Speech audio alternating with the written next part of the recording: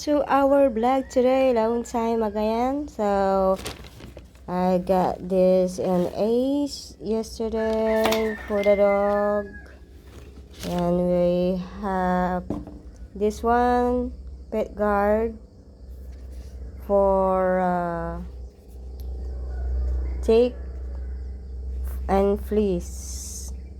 This is a powder, guys. I got 2 pieces, and there is a spray also. Flea, tick, and spray because our dog have a tick a lot lately. Okay, so we will try to put this powder first. I'm sure he doesn't want this one spray. It seems like a water, so he feels like he's taking a bath. So we will try this first. Okay, so let's go and try to put this powder on his body. Try. And of course we have one gloves here. I don't have the other one. I'm just looking if there partner this or whatever they call it. But I have seen only one, so we use only this one, and this other side is just for powder, and this one is for the body. We what do you call, massage. So let's go. The dog, so we will try to put now this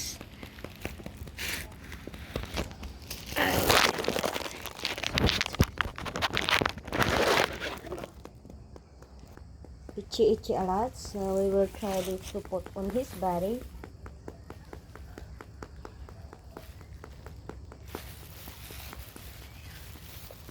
All over his body. So let's try if it's work on him. Wait!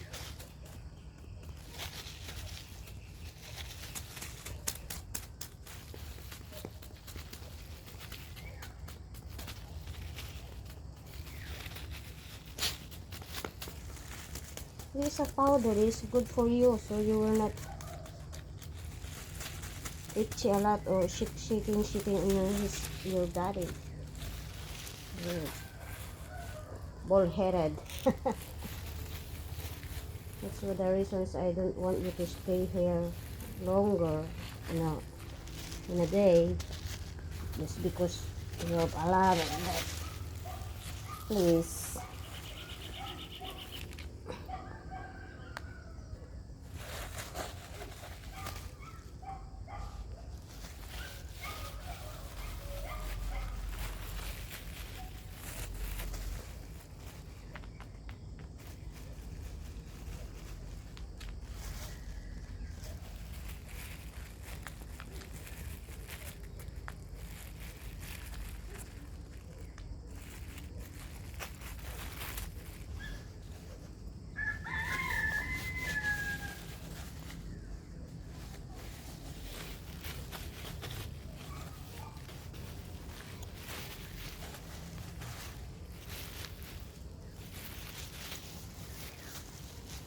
Other side.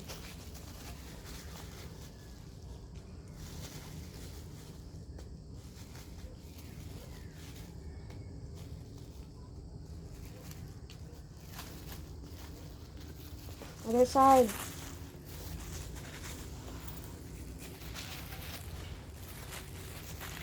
I said other side.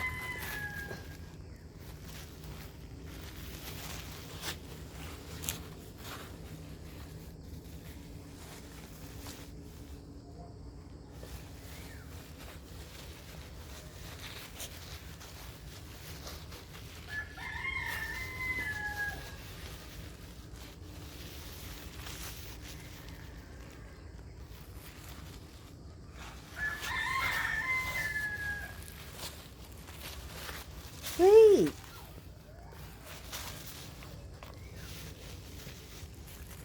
Close your eyes.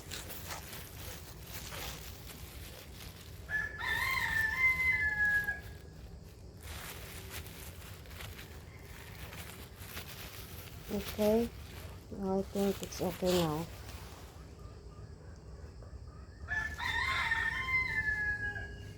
Let's try this, guys, if it's work. So there is more baby ticks there, this area.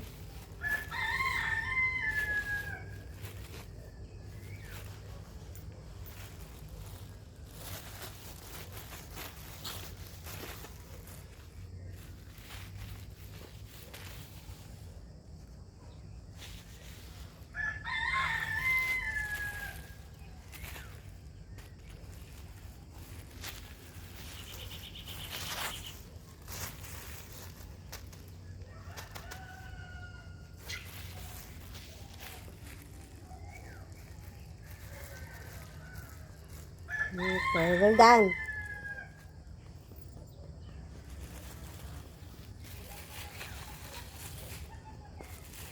So thank you for watching.